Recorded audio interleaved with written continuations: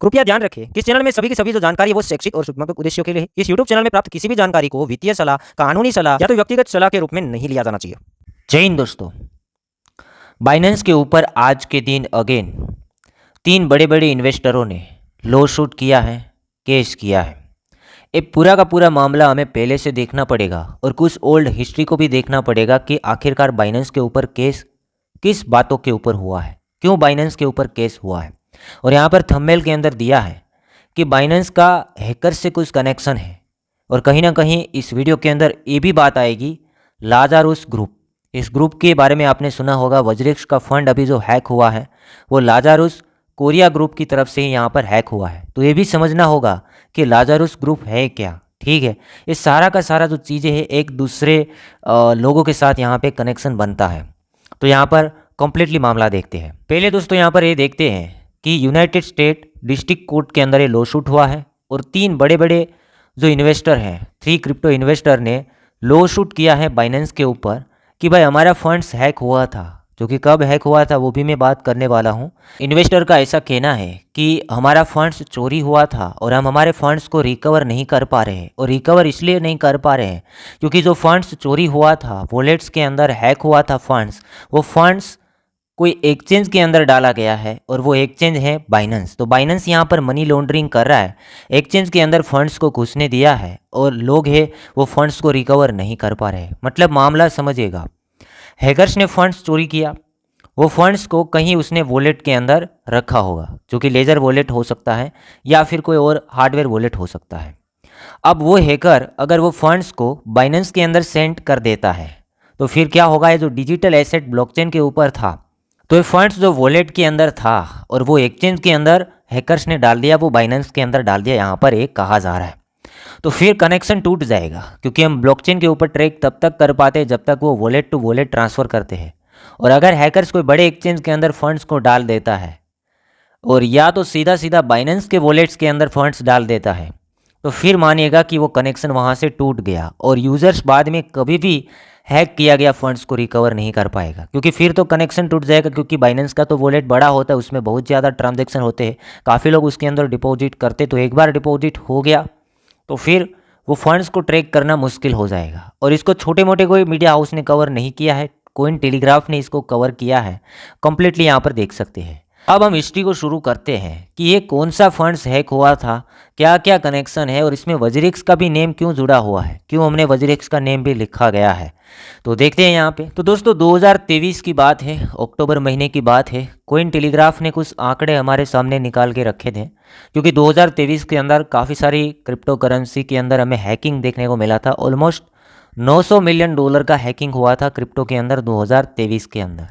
और ये जितना भी हैकिंग हुआ था एक ही ग्रुप था वो हैक कर रहा था। ग्रुप का नेम था लाजारुस ग्रुप।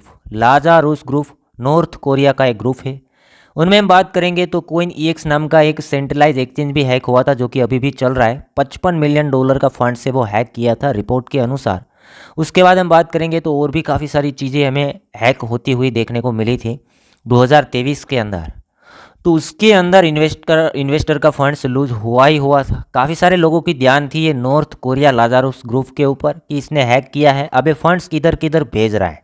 तो कुछ ट्रांजैक्शन ऐसे देखने को मिले, लाजारुस ग्रुप ने फंड्स को बाइनेंस के अंदर डिपॉजिट किया, इसलिए 3 बड़े बड़े इन्वेस्टर ने लॉ शूट कर दिया बाइनेंस के अगेंस्ट में कि भाई ये जो हो रहा है, ये मनी लॉन्ड्रिंग वगैरह हो रहा है, या तो चोरी किया जो फंड्स है उसे बाइनेंस है वो उसके एक्सचेंज के अंदर घुसने दे रहा है, फिर कनेक्शन टूट रहा है और हमारा मनी वो लूज हो रहा है। आप समझ सकते हैं, अगर एक ग्रुप को फंड्स बाइनेंस प्राइवेटली उसके एक्सचेंज के अंदर अगर घुसने दे रहा है तो समझिएगा हमारा फंड्स कभी भी रिकवर नहीं हो पाएगा। अब ये नॉर्थ कोरिया ग्रुप इतना बड़ा है क्या, एक किसका ग्रुप है वो भी हम देखेंगे। 2023 के अंदर इन लोगों ने $900 मिलियन जितना फंड्स को हैक किया था। और वज्रिक्स का नेम इसलिए आ रहा है, वज्रिक्स अभी ताज़ा हैक हुआ है, $235 मिलियन का फंड से वो हैक हुआ था। तो इसके अंदर आइडेंटिफाई किया गया है कि हैकर्स कौन थे, तो वहीं का वहीं नेम आ रहा है नॉर्थ कोरियन लाजारुस ग्रुप। तो देखे डिफरेंट टाइप के एक्सचेंजेस को ये हैक कर रहा है। अब एक ग्रुप है क्या, इतने बड़े हैकर हैं, कौन इसको चला रहा है, इसको देखना बेहद ज़रूरी है, शायद काफ़ी लोगों को नहीं मालूम होगा। इसने भी $235 मिलियन का फंड्स हैक हो गया था। देखिए कहीं ना कहीं कनेक्शन है कि भाई हैक कौन कर रहा है, एक ही ग्रुप है लाजारुस ग्रुप। वज्रिक्स में से फंड्स हैक हुआ तो वो भी लाजारुस ग्रुप, और यहाँ पे नॉर्थ कोरियन की यहाँ पर बात आ रही है। उसके बाद कोई नहीं एक नेम का एक्सचेंज 2023 के अंदर हैक हुआ था, तो वो किसने किया था? लाज़ारस ग्रुप। अब यहाँ पर इस फंड्स को 3 इन्वेस्टर ऐसे कह रहे कि इस फंड्स को बाइनेंस अपने एक्सचेंज के अंदर घुसने दे रहा है, तो फिर कनेक्शन टूटे जा रहे हैं और इन्वेस्टर हैं वो अपने फंड्स जो चोरी हुआ फंड्स को वापस रिकवर नहीं कर पा रहे हैं। तो बाइनेंस मनी लॉन्ड्रिंग कर रहा है ऐसा कह सकते हैं और उसके ऊपर बड़ा केस चल सकता है, जो कि आगे जाके कुछ पता चलेगा कि क्या ये रियल में हुआ है या नहीं हुआ है। बड़े बड़े लोग कह रहे हैं, ठीक है। मतलब यहाँ पर देखिए वेल बड़ा अकाउंट है, इसका भी कहना है कि ये एक नया लॉ सूट हुआ है और यहाँ पर बिल हक्स ये भी कह रहे हैं बाइनेंस के ऊपर एक केस हुआ है। अब हम बात करते हैं ये लाज़ारस ग्रुप्स है क्या, ठीक है। अब ये केस हुआ था, ये डॉक्यूमेंट्स वगैरह तो आपने चेकआउट कर लिए होंगे कि ये बाइनेंस के ऊपर 3 बड़े इन्वेस्टर ने लॉ सूट कर दिए, वो भी अमेरिका के अंदर डिस्ट्रिक्ट कोर्ट के अंदर। दोस्तों चौंकाने वाली बात यह है कि लाज़ारस ग्रुप एक अज्ञात संख्या में व्यक्तियों से बना एक हैकर समूह है। मतलब हैकर जो एक्सपर्ट है हैकिंग करने में, उससे बहुत ज़्यादा लोगों से बना हुआ समूह है। और इसे चला कौन रहा है? उत्तर कोरिया सरकार द्वारा चलाया जाता है।